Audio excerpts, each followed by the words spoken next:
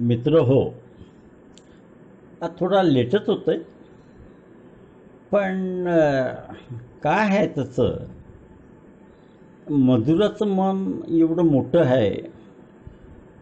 लेटच काय, हा मेसेज किंवा ही क्लिप तिला एका महिन्याने पाठवून मी तिच्या वाढदिवसाला शुभेच्छा दिल्या असत्या तरीही तिने ते मोठ्या मनाने स्वीकारलं असतं आणि मला धन्यवाद देऊन एखादं काही छानपैकी आयटम कुरिअर करून घरी पाठवला असता. पण सध्या लॉकडाऊनमुळे सगळं कुरिअर वगैरे बंद आहे. आता इसेन्शियल आयटम खाली काय येईल तेवढं तिला पाठवता येईल. आता क्लिपवरतीच म्हणजे ऑडिओवरती तिला सांगतोय, जरा बासमती तांदूळ म्हणजे आपल्या तो ह्याचा असतो दावतचा म्हणा किंवा आणखी कोणता ब्रँड, एखादी 5 किलोची पिशवी वगैरे पाठव. इसेन्शियल फूड खाली ते येतं आहे.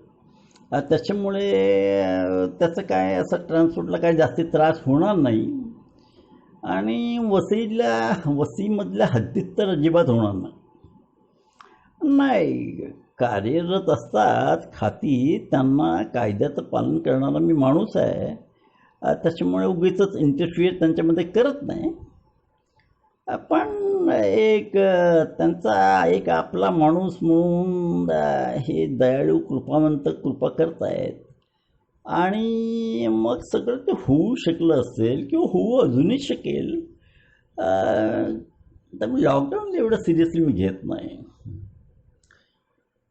आता त्याच्यावरती भाषण न करता सरळ येतोय की आज 29 एप्रिल, आज आमची सहकारी म्हणजे गतसहकारी हो, कारण आम्ही व्हॉलंटरी रिटायरमेंट घेतली. थोडं खोटं आहे, म्हणजे आम्हाला घ्यावी लागली किंवा आम्हाला घरी बसण्यात सांगण्यात आलं. काहीही म्हणा, त्याच्यामध्ये काय विठोबा म्हणा, विठ्ठल म्हणा, हे आता ते सगळे नावं काय, ही तुकारामांचे अभंग जर वाचले त्याच्यामध्ये तुकारामांनी विठोबांना बऱ्याच पदव्या दिल्या आहेत असं समजलं तर चला येतो. तर आमचं सोडून द्या. आता हा आज मधुराचा वाढदिवस, पण आता लोक म्हणतील नावासारखीच मधुरा मधुर आहे, चांगली आहे, सगळ्यांची चांगलं वागतं, सगळं हे करतं. पण मी म्हणतो त्या शेक्सपियरने म्हटलेलंच आहे, नावामध्ये हाय हे काय. पण तुम्ही सेकंड लाईन किंवा सेकंड स्टेटमेंट हे वाचलंय का? तर ते म्हणतात की गुलाबाला दुसऱ्या कोणत्याही नावाने हाक मारली किंवा संबोधिलं तर त्याचा हा सुगंध गुलाबासारखाच असणार आहे. म्हणून मधुरा काय किंवा मधुमती काय की आपली म्हाळसा काय, मधुरा म्हणजे मधुरा. नावाशी तसला काय तिचं घेणं देणं नाही. मुख्य जे आहे तिची ॲटिट्यूड. काय मला तरी वाटतं, आय डोंट नो कोणाच्या त्या पोस्टवरून आलं होतं, कदाचित मधुराची ती पोस्ट असेल की नाही माहीत नाही. जेव्हा मी त्यांच्या ग्रुपमध्ये होतो की ॲटिट्यूड या शब्दाची त्यांचं शब्दलिपीतलं स्थान याच्यावरून जर बेरीज केली तर ती म्हणे 100 येते. म्हणजे तुमचं सगळं सक्सेस हे ॲटिट्यूडवरती असतं. आणि आता आमच्या ग्रुपमधला हा एक चांगला मोठा ग्रंथ ॲटिट्यूडवरचा, चालता बोलता, म्हणजे मधुरा. पटतंय ना तुम्हाला? काही बडबड दिलीप करतोय म्हणून तुम्ही या कानाने ऐकता आणि त्या कानाने सोडून देता, तसं काही नाही हो. खरं तेच सांगतोय. तोंडावरती स्तुती कशाला आता, तिच्या डब्यातलं मला काय आता मिळणार नाही. पण या सगळी आमचा स्टाफ फार प्रेमळ हो. मधुरा पण काय चांगलं केलं तर घेऊन यायची, ती कविता तर तिचं ते पयासम घेऊन यायची. ती आणखी ते काहीतरी एक मिल्कमेड टाकून काहीतरी ते करायची, ती काय त्याला म्हणतात बरं, असू दे, विचारेल मी कधीतरी तिला. फार प्रेमळ होती सगळी, होती म्हणावं लागतं. मनावरती दगड ठेवून हे बोलावं लागतं. पण असो, काळाच्या गतीला उत्तर नसतं. आणि एक चांगला मार्ग डोकं शांत ठेवा म्हणजे आपण आपल्यासमोर येणारं वास्तव एक्सेप्ट करायचं आणि पुढे मार्गक्रमण करायचं. हे असंच का, हे असंच का झालं, हे असं व्हायला पाहिजे होतं, या विचारांच्या गर्दीमध्ये फसू नये. त्याने शक्तिपात होतो. आता पुन्हा हे मी जरा भरकुरतो आजकाल पाल अशी माझी मित्रमंडळी म्हणतात. पण पुन्हा राजनीवरती येतो तर कमिंग बॅक टू आमचा ग्रुप आणि ही मधुरा ना थोडं काम वाढलं होतं. म्हणजे आमचा ग्रुप मॅनेजमेंट अकाउंटिंगचा ग्रुप तसा किंवा प्रोजेक्ट अकाउंटिंगचा ग्रुप हा थोडा छोटाच. मुख्य काम जे होतं ते इन्व्हॉइसिंग म्हणा, प्रोजेक्ट अकाउंटिंग म्हणा, MIS रिपोर्ट म्हणा, हे सगळं असायचं. पण कंपनीची संख्या, माणसांची संख्या कंपनीतील 1992ला जेव्हा मी जॉईन झालो 250-300च्या आसपास होती. आणि जेव्हा मी आता 2015ला मला बाहेर करण्यात आलं तेव्हा कंपनीतील स्टाफची संख्या इंडियातील म्हणतो आम्ही ही 5000च्या आसपास होती बहुतेक. आणि इंडियातील मोठा सिंगल ग्रुप, खाजगी ग्रुप जेकब्स म्हणून गौरविला गेला आणि जात आहे. या कंपनीमध्ये काम करताना ज्याच्या त्याच्याशी संबंध आला त्या लोकांनी एवढं प्रेम दिलं की मी त्यांच्यापासून अलग होते हे स्वीकारणं काही महिने जरा कठीण गेलं. पैशाचं वगैरे तसं काय नाही हो, बाकी तसलं प्रोव्हिजन्स हे वगैरे सगळं होतं आणि आहे अजूनही. हे आता 2015 नंतर 5 वर्ष गेली, एवढं अजून तरी कठीण काय झालेलं नाही. आणि त्याला बरीच कारणं आहेत. कोणाच्याही घरात जाऊन मी 10 दिवस माझं कुटुंब घेऊन गेला जेवायला तर डाळ भात तरी मिळेल याची खात्री आहे. नाही म्हणजे हा त्याचा मी कमीपणा सांगतोय. हो, खरं सांगायचं तर ही मी जोडलेली माणसं अशी आहे की प्रसंगी ते स्वतः डाळ भात खातील पण आम्हाला श्रीखंड पुरीचं जेवण देतील. अशी प्रेमळ माणसं मी हुडकून काढून त्यांच्याशी जवळीक साधलेली आहे. आणि त्याच्यातलं एक रत्न म्हणजे ही मधुरा.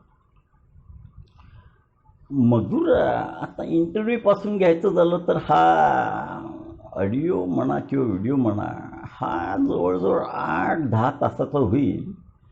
पण एवढी माझी बकबक ऐकून घेण्याची क्षमता आज कोणाच्याकडे आहे. सत्य कितीही वास्तव असलं तरी काही वेळा टायमाचं हे बंधन ठेवावं लागतं. पण असो, ज्यांना ऐकायचं त्याने ऐका, नाहीतर तुमच्या हातात रिमोट आहे, बटन आहे, सरळ क्लिक करा आणि बंद करून टाका.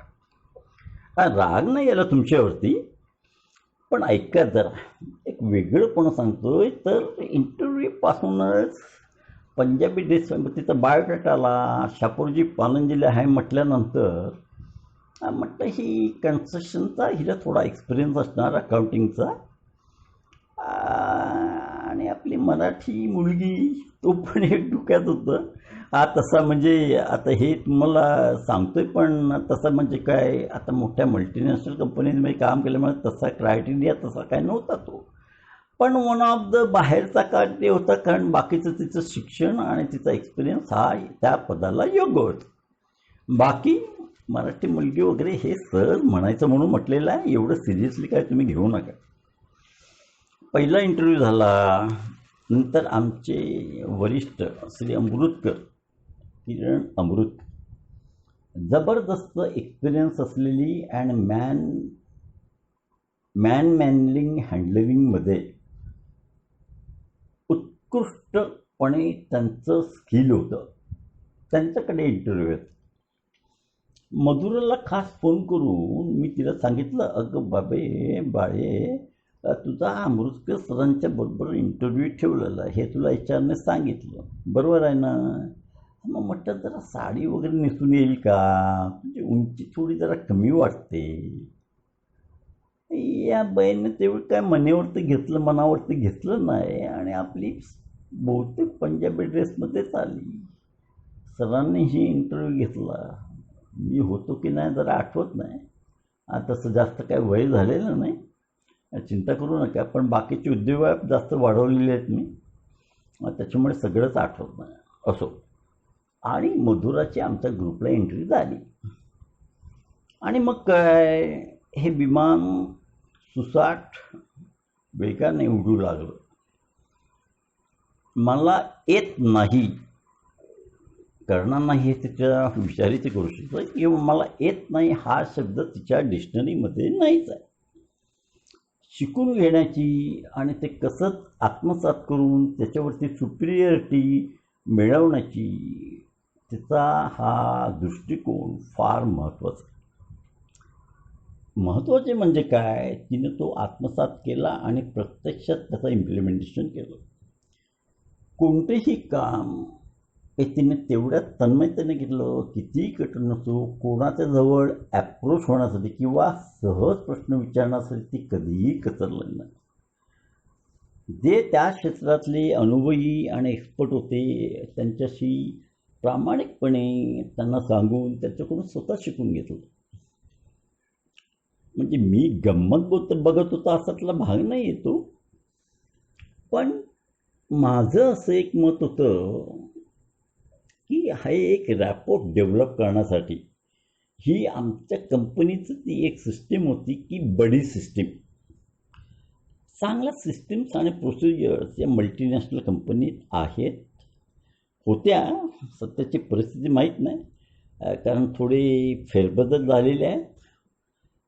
ते बडी सिस्टीममध्ये एक्सपिरियन्स जो स्टाफ असेल त्याच्याबरोबर कनेक्ट केलं जातं आणि मग कंपनीच्या पॉलिसीज, प्रोसिजर्स, SOPs, एखादं काम कसं केलं जातं याचं थोडं हात धरून ते चालवणं त्या सिस्टीममध्ये आहे.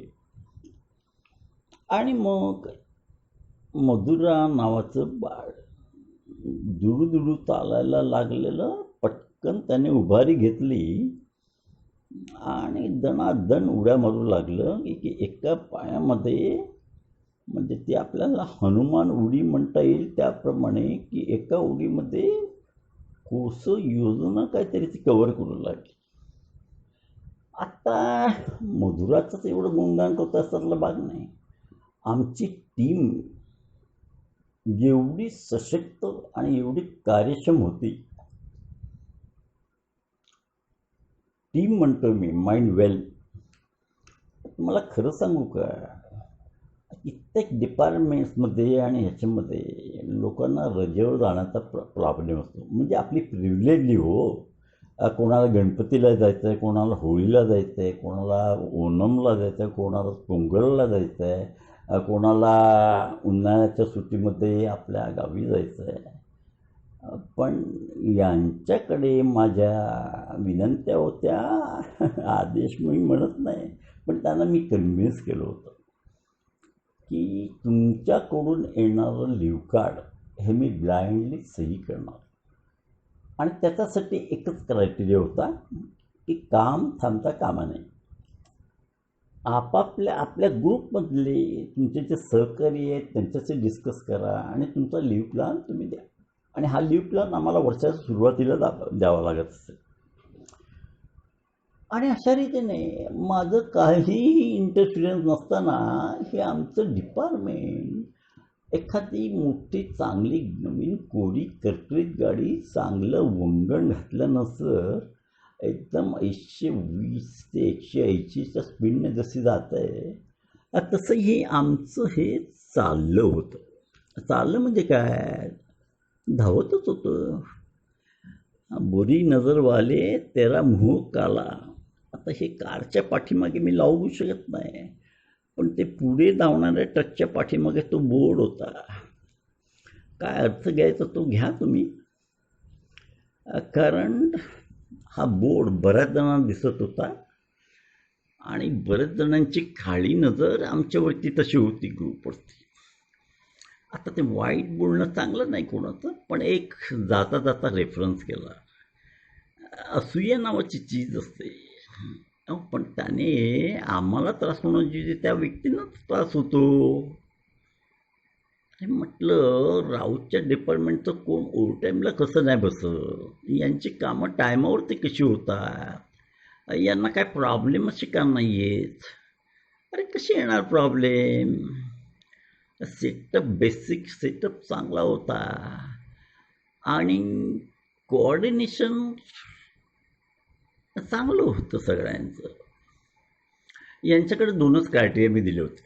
म्हटलं तुम्हाला काम करण्याची संपूर्ण मुभा आहे, तुम्ही ऑन द जॉब पर्सन्स आहात, योग्य निर्णय घ्या. फक्त निर्णय घेताना आणि तुमची निर्णय क्षमता महत्त्वाची असते. निर्णय घेताना 2 क्रायटेरिया ठेवा की हे पहिलं, आपले डायरेक्टर्स कोणत्याही कायद्याचं उल्लंघन न होता आपल्या डायरेक्टर्स, मॅनेजमेंट किंवा आपले सुप्रियर्स यांना अटक झाली नाही पाहिजे, ते जेलमध्ये न गेले पाहिजेत, कोणत्या कायद्याचं उल्लंघन झालं नाही पाहिजे. आणि त्याच अनुषंगाने थोडंसं की कंपनीला टाळं नाही राखलं पाहिजे आपल्या ॲक्शन.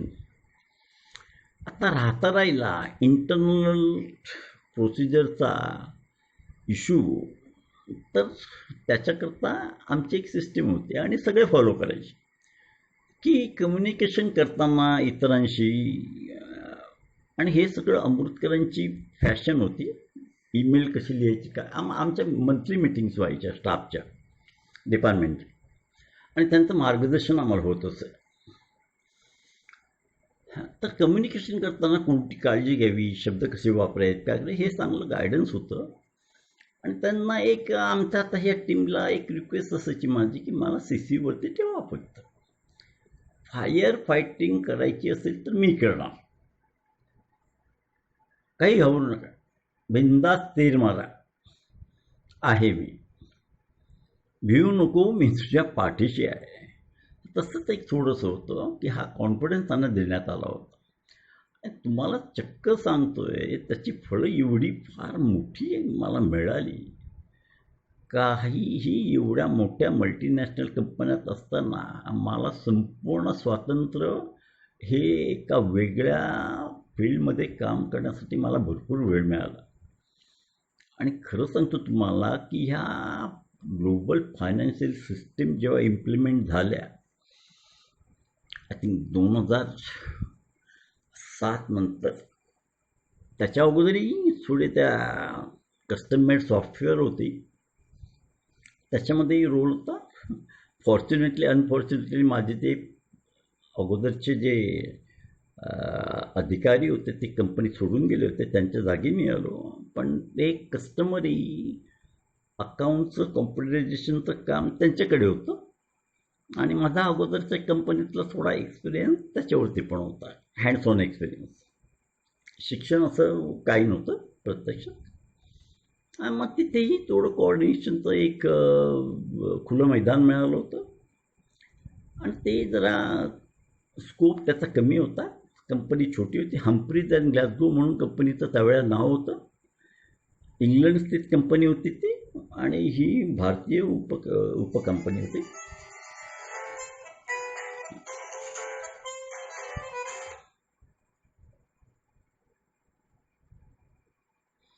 भारतीय उपकंपनी होती आणि नंतर हळूहळू पसारा वाढत गेला आणि साधारण एक्झॅक्ट आठवण 1997 असेल किंवा त्या दरम्यान जॅकब्स इंजिनिअरिंग ह्या अमेरिकेतील कंपनीने हम्फ्रीज अँड ग्लासगोमध्ये आपली गुंतवणूक केली आणि पुढे त्याचा भाग, दोन्ही कंपन्यांचा भाग भारतातल्या हम्फ्रीज अँड ग्लासगोमध्ये आला. काही नावं चेंज होत गेली हळूहळू, प्रायव्हेट लिमिटेड, लिमिटेड आणि शेवटी जॅकब्स इंजिनिअरिंग इंडिया लिमिटेड हे नाव झालं. तर हा मला मोकळा वेळ माझ्या टीमने दिला. त्याच्यामुळे अगदी व्यवस्थितपणे या ग्लोबल फायनान्शियल सिस्टीमच्या टीमबरोबर मी संपर्क साधून एक त्यांचा टीम मेंबर म्हणून इंडियामध्ये प्रोजेक्ट अकाउंटिंग मॉड्यूलच्या सिस्टीम इम्प्लिमेंटेशन करण्यामध्ये सहकार्य देऊ शकलो. आणि त्याच्यामध्ये ह्या लोकांचा ऑन द जॉब काम हे फार महत्त्वाचे होते. आणि सिस्टीम तयार झाल्यानंतर ती चेक करावी लागते आणि ती क्रायटेरिया चेक करण्याचं काम यांचं असायचं. बेसिक थिंक टँकमध्ये थोडा बहुत मी होता, पण ते मी चालूगिरी करायचं, यांच्याकडून सगळं समजून घ्यायचं आणि तिकडे जाऊन मोठ्याने फुशारक्या मारायचं as if I know everything. असं आहे. हे सिक्रेट आता सांगतोय कारण कंपनीच्या बाहेर आहे आणि हा ऑडिओ व्हिडिओ कोणी ऐकला तर आता काय घेणं देणं नाही, डझंट मॅटर. तर कमिंग बॅक टू मधुरा आणि कविता, शायना, चेतन, सूर्यकांत, नितीन बाकरे आणि किती नाव घेऊ सगळे, आपला केतन, सगळे कोपरे, सगळी टेबलं सगळी डोळ्यासमोर आहेत. आजचा फार मोठा स्टाफ नव्हता. नंतर अरुंधती पण आली टीममध्ये आणि हे सगळं व्यवस्थित चालू होतं, राहणार होतं. आता जमतंय. तर कमिंग बॅक टू मधुरा. तर आता हे सगळं सिस्टीम इम्प्लिमेंट सगळ्यांचा सहभाग होता, पण खरी गंमत ही आमची झाली ती आम्ही वर्क शेअर प्रोजेक्ट अकाउंटिंग जेव्हा चालू केलं आणि ते वर्क शेअर सिस्टीम ऑटोमेशन हे चालू केलं तेव्हा खरी कसोटी लागली आणि त्याचं फळ एवढं मोठं कंपनीला मिळालं.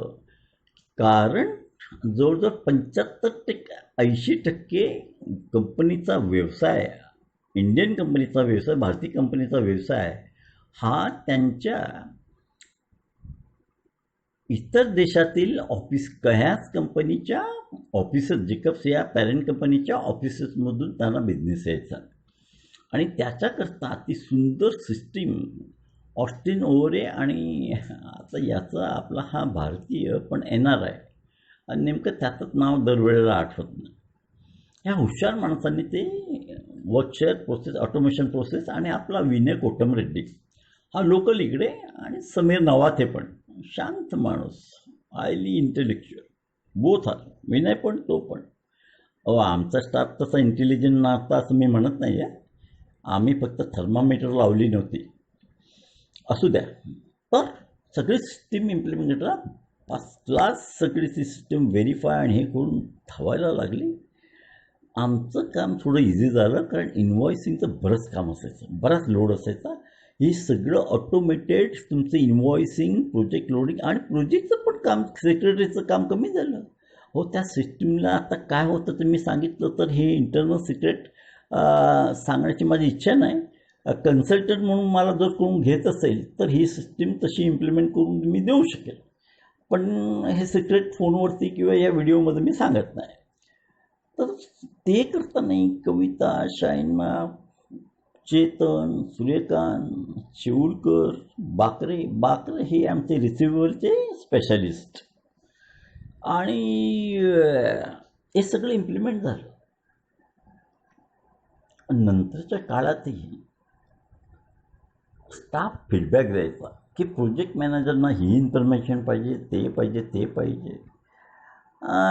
माझा रॅपोर्ट हे ग्लोबल फायनान्शियल सिस्टीमचं जे केंद्र होतं तिथे, किंवा आमच्या कॉम्प्युटर सिस्टीमचं केंद्र त्याला काहीतरी IT सेल, रॅपोर्ट चांगला होता.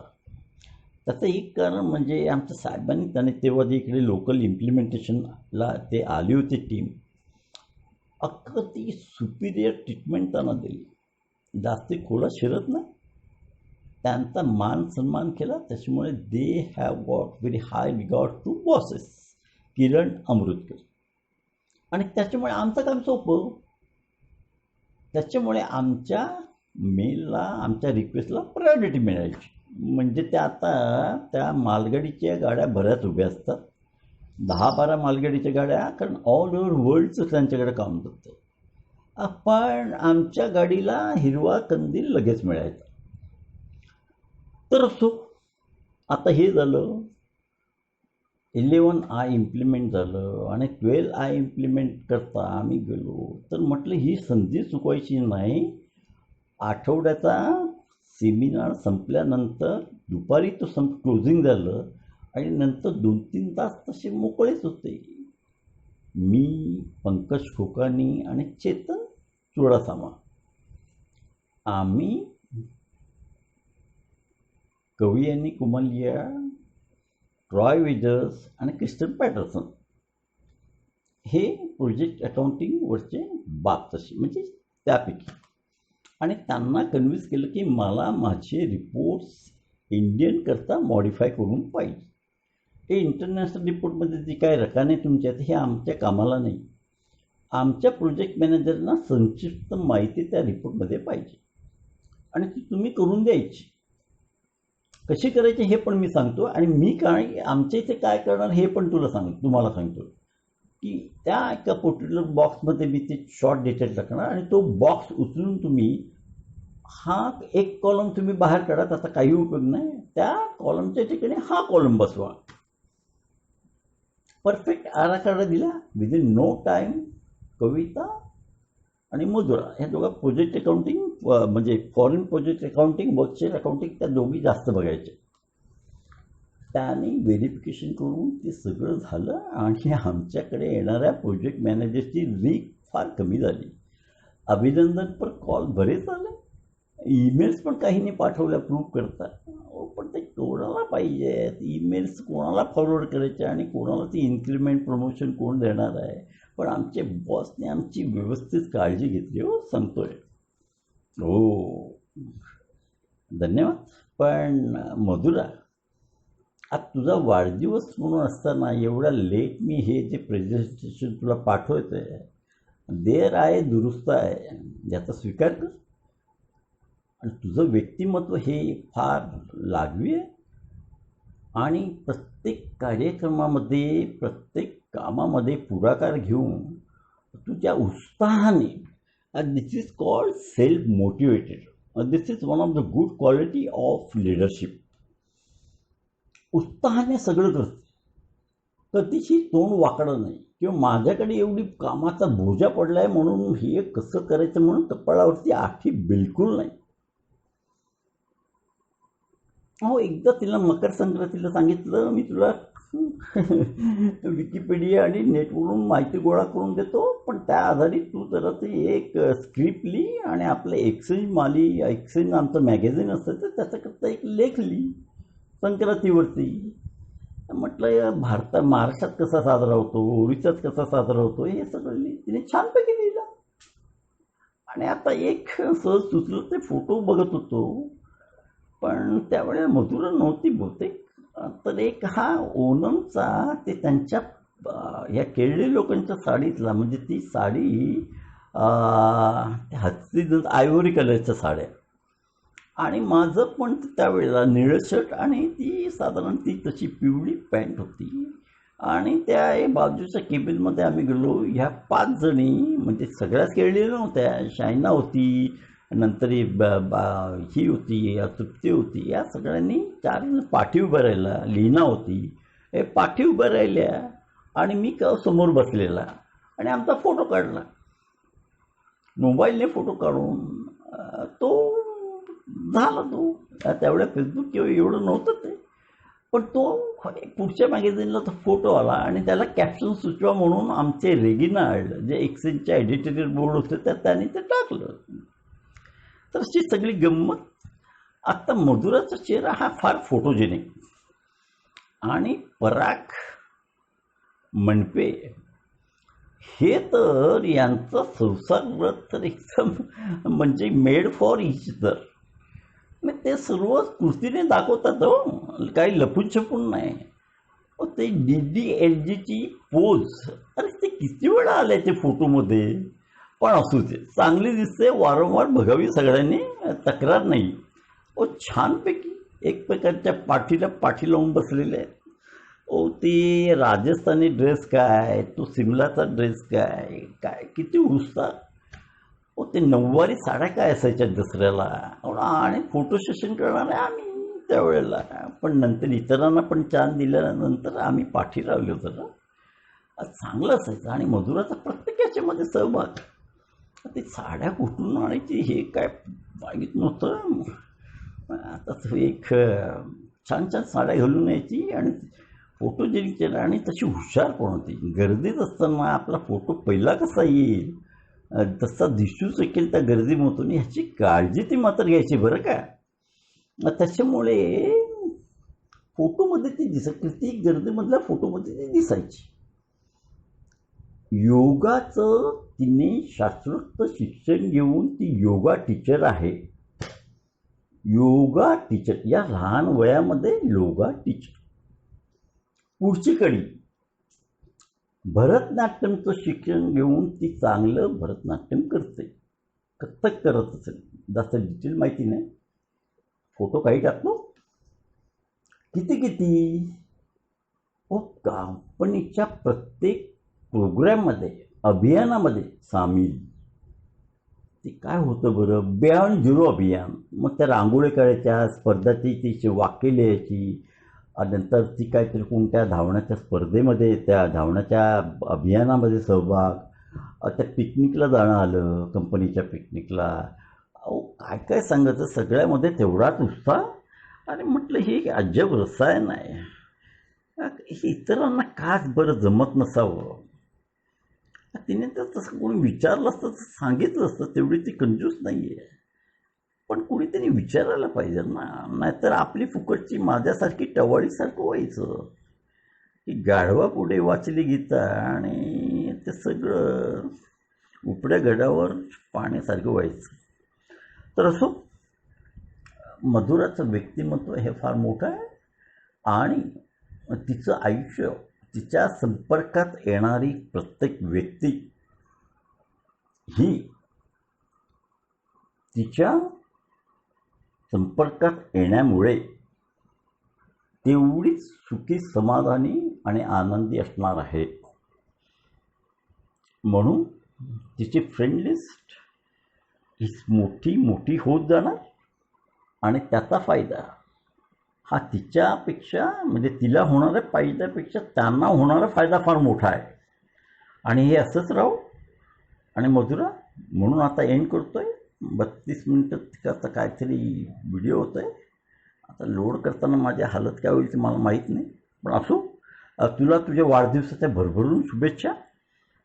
प्रथमेशला शुभेच्छा, परागला शुभेच्छा, आणि तुझे सगळे मित्रवर्य, आई बाबा, फॅमिली, तुझे गुरु, या सगळ्यांना नमस्कार सांग. आणि दिलीप राऊत, तुझा सहकारी, रजा घेतोय. नमस्कार.